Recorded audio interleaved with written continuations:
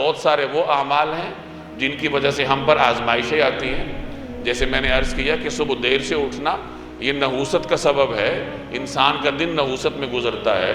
جو آدمی اس کا عادی ہو تو اس کی پوری زندگی ہی خیر و برکت سے خالی ہوتی ہے. اسی طریقے سے دوسروں سے توقعات رکھنا یہ ایک ایسا عمل ہے جو کہ آدمی پر بہت برے اثرات ظاہر کرتا ہے.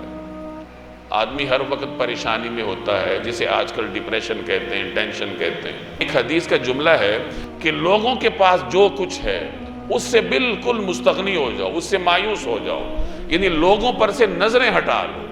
ہم کیا کرتے ہیں؟ ہمیں دوسروں سے توقعات ہوتی ہیں. اچھا، ضروری نہیں ہے کہ کسی سے آپ کو مالی توقع ہو کہ یہ مجھے مال دے گا، اور بہت ساری توقعات ہوتی ہیں. اپنے رشتوں سے بھی ہوتی ہیں، دوسروں سے بھی ہوتی ہیں. مثلا بزرگ والدین کو توقع ہوتی ہے اپنی اولاد سے کہ وہ ہمارا خیال رکھیں گے. اب یہ ایک توقع ہے جو آپ کو اپنی اولاد سے ہے، اور اولاد اس پہ بسا اوقات پوری نہیں اترتی تو والدین پریشانی کا شکار ہو جاتے ہیں، اور وہ پریشانی بڑھتی رہتی ہے، ذہنی اضطراب اور ذہنی انتشار کا سبب بنتی ہے. تو اس کا آسان حل یہی ہے، جیسے حدیث میں فرمایا گیا کہ بے پرواہ ہو جاؤ، یعنی اولاد سے توقع ہی نہ رکھو کہ وہ آپ کی خدمت کرے. اگر کرتی ہے تو اس کی سعادت مندی ہے، نہ کرے تو نہ کرے، اپنی محرومی ہے. تو والدین اگر اس سے مستغنی ہو جائیں، اس حدیث کے پیغام پہ عمل کر لیں کہ اپنی اولاد تک سے مستغنی ہو جائیں، تو انہیں کسی قسم کی ذہنی پریشانی نہیں ہوگی. خاوند کو بیوی سے توقعات ہوتی ہیں، بیوی کو خاوند سے توقعات ہوتی ہیں، وہ توقعات پوری نہیں ہوتی تو آدمی پریشانی کا شکار ہوتا ہے. اس پہ سوچتا رہتا ہے کہ میری بیوی نے ایسا کیوں کیا، ویسا کیوں کیا.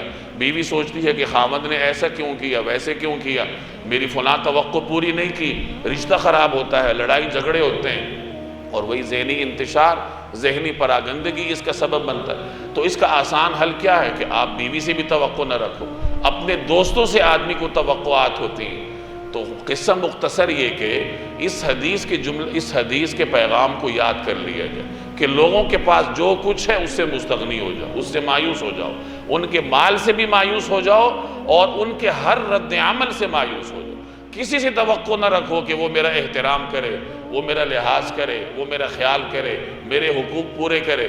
جب آپ ان تمام چیزوں سے بالا تر ہو کر سوچیں گے تو بہت ساری ذہنی پریشانیاں آدمی کی ختم ہو جاتی ہیں، بہت ساری گھریلو پریشانیاں ختم ہو جاتی ہیں. تو کسی سے توقع وابستہ رکھنا یہ ایک ایسا عمل ہے کہ اس کی نحوست انسان کو اپنے دن رات میں بھگتنی پڑتی.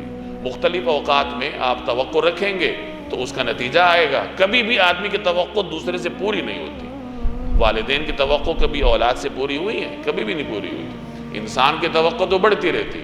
تو اس کا آسان حل یہ ہے کہ پہلے ہی قدم پہ رک جاؤ. توقع صرف اللہ سے وابستہ رکھو، امید صرف اللہ تبارک و تعالی سے وابستہ رکھی جائے. تو اگر ہم اس کی پابندی کر لیں کہ کسی سے توقع نہ رکھیں تو پھر بہت ساری پریشانیاں آدمی کی ویسے ہی رخصت ہو جاتی ہیں.